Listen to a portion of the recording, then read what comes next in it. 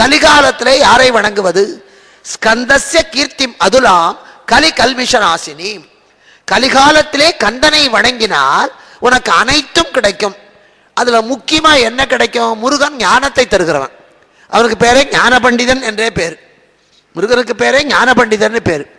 இந்த காலத்துல பணம் சம்பாதிக்கிறது ரொம்ப சுலபம். கோடிக்கணக்கில் சம்பாதிச்சிடலாம் ஒரு கையெழுத்துல ஏமாத்தி விட்டு. பணம் சம்பாதிக்கிறது சுலபம், பதவி சம்பாதிக்கிறது அதை விட சுலபம். எப்படியோ போய் உட்கார்ந்துறான், நாற்காலி விட்டு இறங்க மாட்டேங்கிறான்.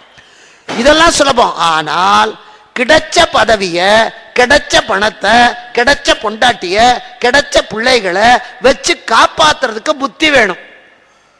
அந்த புத்தியை நீங்க எங்கேயுமே சம்பாதிக்க முடியாது, எந்த சூப்பர் மார்க்கெட்லயும் கிடைக்காது.